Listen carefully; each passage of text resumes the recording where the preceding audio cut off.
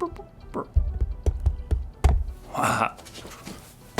everybody, it's me, Jacob, and I may not be a real astronaut, but I still know a lot about initiative. Initiative is seeing what needs to be done and doing it. So, it's doing what needs to be done.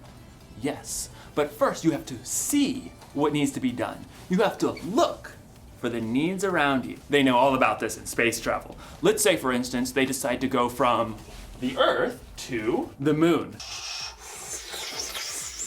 They don't just get in their rockets, strap themselves in, and take off. No. Hey phone, how do I get to the moon? No. They spend months, even years, planning for every trip. They prepare for things that might go wrong and have backup plans in place to help protect them. They look out for things that might get in their way, like other aircrafts or satellites. Look out for that asteroid! Oh, that was a close one. They decide before they even start the trip exactly where they're gonna go and how they're gonna get there. They know Aw, man. I ruined the moon! That was not part of the plan. But good thing, I had a backup plan. This moon is much sturdier. In today's story, we'll hear more about Nehemiah, who had a plan to make the city of Jerusalem stronger. And there was more to that plan than just rebuilding the wall. Nehemiah could have used a smartphone. Knock knock, who's there? It's phone. Hey, phone, question. How do I make Jerusalem stronger? Or maybe not.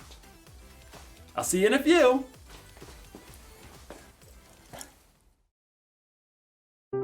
The Bible. It's 66 books of history, stories, letters, and poetry that fit together to form God's one big story. The epic adventure of how He created us and loves us so much that He made a way to rescue us. As we travel through the Bible, from Genesis to Revelation, we discover people who met God and found their lives changed forever.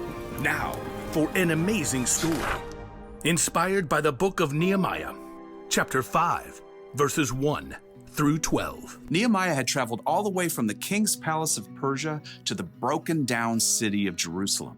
And there, with God's help, he rallied all the Jews living there to begin the epic job of rebuilding that city's walls. Who's with me? I say, let's start rebuilding. At first, the work went well. Each family or group took a different part of the wall to work on. We're making record time. Nehemiah and the people even managed to ignore taunts and threats from neighboring nations who did not want to see that wall rebuilt. If a fox climbs on that pathetic thing, it'll fall right down. The God of heaven will give us success. So it seemed like nothing was going to stop this big project until new trouble showed up. From inside the walls, a group of Jews in ragged cloaks came to look for Nehemiah where he was working on the wall. There's not enough food for everyone. We're being forced to sell our fields and vineyards just to buy grain. There's hardly enough to keep us alive. The king's taxes are high. We have to borrow money, but then we can't even pay the high interest. Interest was extra money the people had to pay back. It was so high they could hardly keep any of the money they made. Who's making you do this? Other Jews, our own relatives. We even had to send our children to work for them as slaves. We have nothing left. Please help us. This is not right. It's not right at all. I'll take care of it. Nehemiah was so angry that he didn't trust himself to act in the moment. Instead, he thought it over for a time. God, what do I do about this? His own people were mistreating those who had less. Nehemiah took this so seriously, he stopped work on the wall to call together the Jewish nobles and officials. What's this all about? Better be good. Making us lose all this work time. It's not good. It's bad. You're charging your own people interest. It's not like it's that much. I mean, we can't loan money for free, right? Do you have to ask me this? Think about it. Many Jewish people were sold as slaves to other nations, and we had to buy them back and bring them home. Now, you're charging so much interest, they are forced to become slaves again. Oh. No one could argue with Nehemiah. They listened quietly to his next words. What you're doing is not right. We have to show respect for God. Look, I am lending money and grain to the people who need it, and so are my relatives, but we aren't charging any interest. So, what should we do now? If you've taken anything in payment, give it back. Fields, vineyards, olive groves, houses, give it all back. Even the interest that you've charged, do it now. God moved in the hearts of the people because instead of arguing, they agreed. We'll give it back. We won't make them give us anything else. We'll do just as you say. Very good. Nehemiah sent for the priests so that the nobles and officials could make this promise before God. You must keep this promise, or God will deal with you. Amen.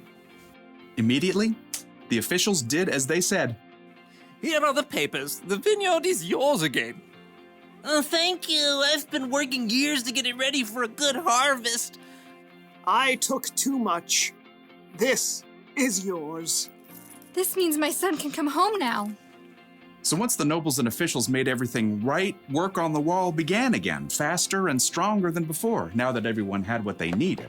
And Nehemiah continued to show his people how to treat each other, even though King Artaxerxes had appointed him governor. You know, all the other governors Made the people pay them silver and give them lots of food and stuff, even land.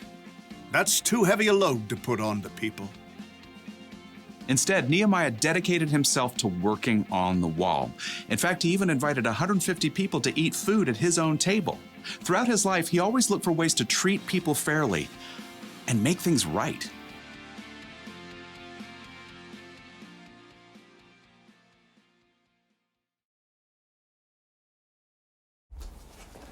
The city of Jerusalem was in trouble because the walls had been broken down. But that wasn't the only thing that was broken. Nehemiah looked and saw that some of his people were being treated unfairly because they were poor, and he did something about it. He stood up for them and worked to make things more fair. Initiative starts with seeing what needs to be done, and more often than not, it starts with seeing who needs to be helped and what needs to be made right. That's one of the reasons Jesus is so amazing. He saw people. He showed people how valuable they were by loving them no matter what, and he inspired them to love others. We're called to love people too. We should stand up for people who are being treated unfairly because of the way they look, or where they're from, or how much money they have, or what they believe in. If you've ever been treated unfairly, then you know how it feels. It's not good, but maybe you also know how it feels when someone stands up for you, when someone's on your side. Standing up for people is one way we can make things more fair. We can make things right, and as one way we can show others the love God has for the world. So, here's the one thing to remember today. Look for ways to make things right. Make a plan. Decide before you start your day that you're going to look for the needs around you. And speaking of needs, looks like I'm gonna need another moon. This one's just too delicious. This moon tastes like cheese. Oh. I'll see you next time.